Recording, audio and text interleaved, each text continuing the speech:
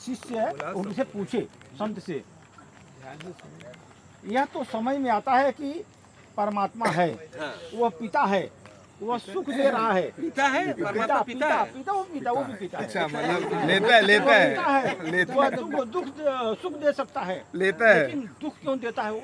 उसने पूछा, जो उनका जो अनुयायी था, वो पूछा शिष्य ने। हाँ? दुख समझ में नहीं आता तो जो संत थे उन्होंने बोला, तुम उस बताऊंगा तुमको एक दिन।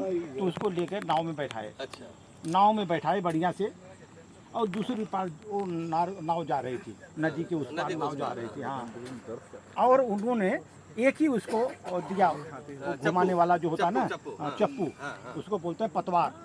पतवार, एक पतवार दिया, जो यानी दो पतवार से नाव चलती है ना, तो उसको एक पतवार दिया। तो वो बोला, तुम इसको चला कर लेके चलो।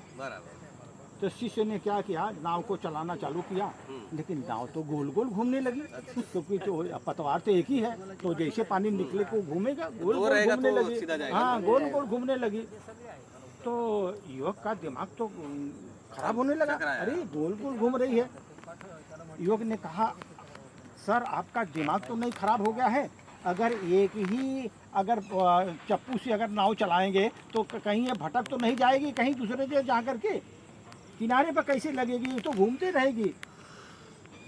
तो उस संत ने बोला उसने बोला कि मेरे हाथ में दर्द हो रहा है एक ही चलाते चलाते, तो अभी आप बताओ कि क्या प्रॉब्लम है। अच्छा। तो उसने बोला, देखो, संत ने बोला, देखो तुमको मैं यही समझाता था, मैं तो समझता हूँ कि तुम नासमझ हो, और तुम अगर सुख होगा तो नाव बरतुले घूमेगी, अगर तुम्हारा सुख होगा तो नाव घूमती रहेगी गोला गोला, क्योंकि सुख है तो घूमेगी ही गोल गोल, क्योंकि सुख और दुख का दोनों का कांटेक्ट होगा तभी तो बैलेंस होता है सर। हैं?